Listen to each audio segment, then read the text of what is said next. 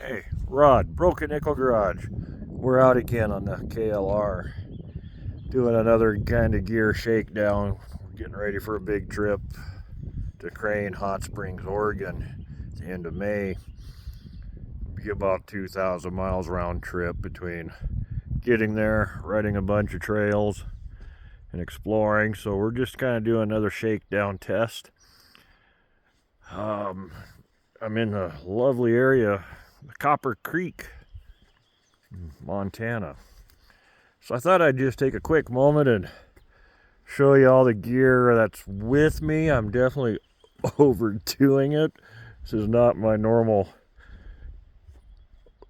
camp set. Yeah, my normal kit's a lot less. But as you can see, I'm rocking the rig gear equipment. Soft panniers. I've got their big trunk, the 60 liter. I call it the badonkadonk trunk, as it's a big old badonkadonk. I don't expect to use it very often. I've got a 20 liter bag that I will probably use more, and I may look into finding a 40 liter. It's just so damn tall, but for this gear and my setup for this trip, I'm rocking a big Paul Molly teepee tent. It's big. Hence why I went with such a big trunk. But you know, value, I don't know if there's a better value bag system on the market than rig gear. I've had a handful of adventures now, just quick one-day overnighters. Nothing's ever been wet. I was in a 2-hour downpour last night setting up camp. Everything that was still in the bag stayed dry. Their fuel bottle holders are stitched onto this bag. They're great for MSR fuel bottle. I tend to pack Nalgene plastic water bottles. They will fit. It's a PIA to get them in, but I like to take at least two liters with me, and then a water filtration source. Now for my gear, my camp kit, MSR. So all this, my canister, my stove, all nests inside. I was using it, so we got to do some cleanup yet. The lid can be a lid. It can be a dish. It was a fry pan last night for my New York strip steak, because I guess I had 2 hours of rain, and I just didn't feel like fighting for firewood.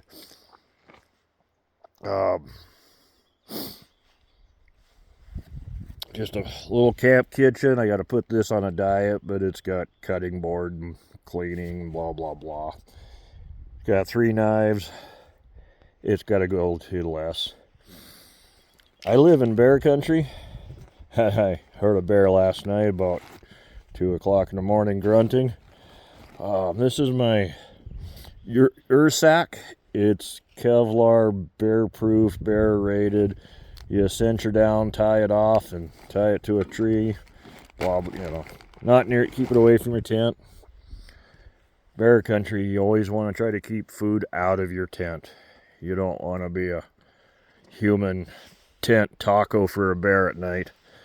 I brought a temp gun just for temp readings. I was going to set up a wood stove in my tent, but again, like I said, I didn't want to fight with the firewood in the rain last night. Got a little chilly, about 28, low 30s. Everything was definitely kind of iced up and frosted this morning. I carry several gloves for light chores around camp, whatnot. I really like these Cold Weather by Wella Lamont. They have another set that's just a little heavier duty that I normally try to find, but great inexpensive gloves. Like I said, a couple pairs of leathers, One always gets wet. Give you a pro tip. Check this stuff out. So you treat your tent, your clothing, your sleeping bag with it, spray it all down, and it'll help keep the bugs and ticks away from you. Works really well. Lasts about 6 weeks unless you launder your items, and you may have to treat again. But it kind of bonds to the material. So again, that was another reason for this trip, was so I could treat my tent with my permethrin.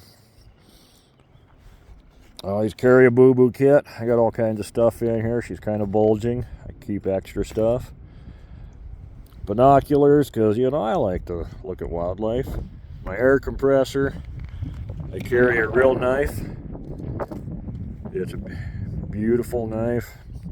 A great company over in Oregon makes them. This is my battery jump pack. Probably a little big and overkill for on a motorcycle. I just haven't bought a smaller one. This one normally lives in my service truck, and it's capable of, I've jump started Ford Power Strokes that were flatline, dead zero, and it took down. But I use it as a battery bank. As you can see, I'm trying to charge up some batteries. Something often forgotten or overlooked, Velcro. Velcro is very handy. Maybe you need to lash something down. Maybe you're working on your bike and you got one end jacked up and you want to lock the steering brake. You wrap some Velcro around your brake lever. This usually lives on with me in my pants. Utility knife, a shovel and pick, and I also use it to beat in tent stakes in the ground. Bag of extra straps and lashing. My Garmin Zumo XT2, I think it is. Wood. Hard to. This is my Agua 21 bow saw. They come with an extra blade, and man, that's a game changer for cutting wood. My fishing pack. I was kind of planning on maybe hitting the Dearborn on the way back, but I don't know if I'll have time. These are the knee pads that I wear. Pants I run are by Tourmaster. They're a mesh. Heck, this video won't do them justice. I'm very impressed. Great 3-season pants. The jacket too, I'll show that to you. And the knee protection in these pants sucked. I don't know who they designed them for. I ended up throwing the knee pads out. They just sat so low, they didn't do any good, so I wear those under my pants. Yeah, I joined the Foo Club. I added a pack table, all aluminum top, so you can set a hot pan on there and you're not going to burn your fabric. I think them fabric ones are ultra lightweight but dumb. And again, more foo. I finally broke down, bought a chair. Jury's out if that's going to be a normal pack item for me. And I got into the air up mattresses. I bought the Green Climate non-insulated a year or so ago, about a little over a year ago. Really liked it. This one went on sale at Shields. It's their insulated one. It did a great job. You can see I just sprayed it down to keep the creepy crawlies off of it. Well, nature hike backpacking cot. Don't waste your time. Very comfortable, relatively easy setup. The first one I've got, I assembled it, and it's rated for like 330 pounds or some damn, a big guy. Which I'm not a little guy, but I'm nowhere near 300. I'm like 220, 225. But so I'll put the first one together just in my yard. Sat down, heard a snap. It broke a foot. So, reached out to their customer support through their email link. Never heard back from the company. Not a word. Bought it through Amazon, so I figured give them one more try. Ordered a replacement. And during the night, I had to get up and go to the bathroom, and wouldn't you know, it broke. Fucking junk. Save your money. They can go bankrupt. Horrible customer service. Shitty product. Granted, it wasn't real expensive. I think it was under $70, 65 or something on Amazon. But it needs to go back. It's hopefully I can get credit or something. I hate wasting money. But it was nice being off the ground. So part of the reason why I went with ordered a cot, my tent's a hot tent, and I can put a wood stove in it. The wood stove's about 3-4 inches off the ground. So if you're sleeping on the ground next to the wood stove, heat radiates up. You could feel the heat, but it wasn't overwhelming. By being up on a cot, a little bit higher next to the wood stove was a game changer. I could feel a lot more of that heat from the wood stove. So that was my thinking on the cot. Comfort was pretty good. I actually slept really well on it. Except for waking up in the middle of the night to go pee. And then trying to go back to sleep. And I heard the bear in a distance grunting. It's always a bit nerving. But it was kind of my Gucci Motocamping glamping setup.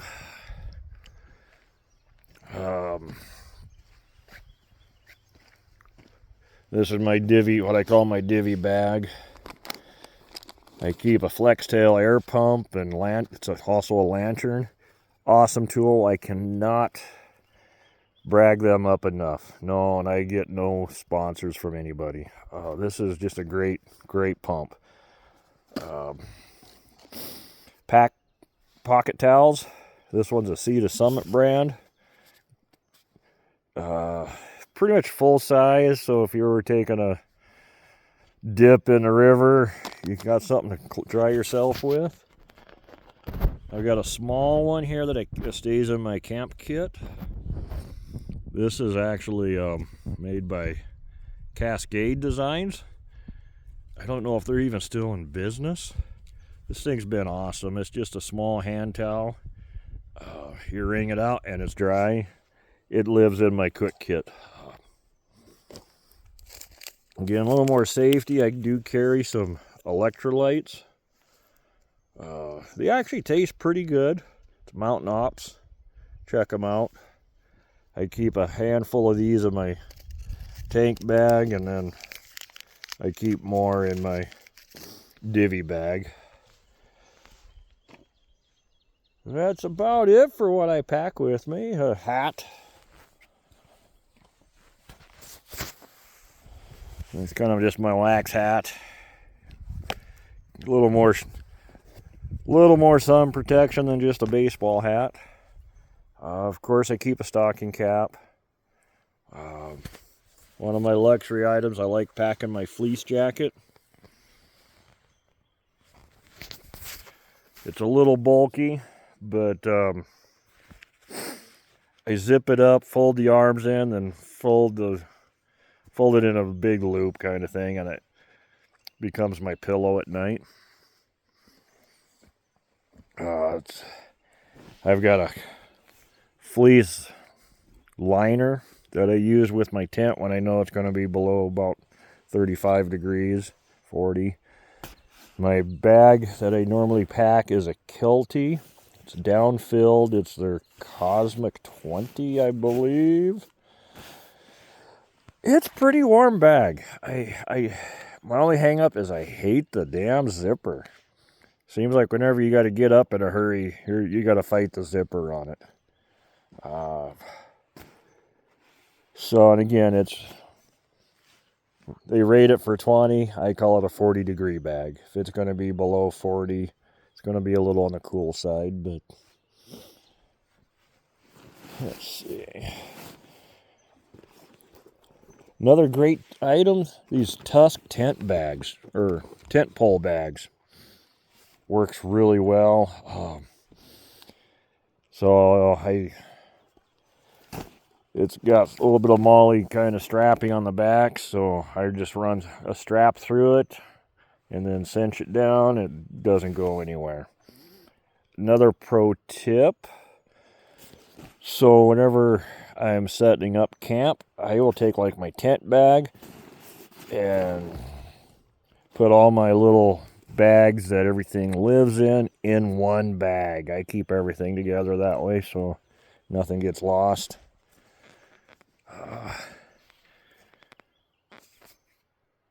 But that's just some of the gear. Appreciate watching. Hopefully you like it enough to give me a thumbs up. Definitely want to continue making videos and get more.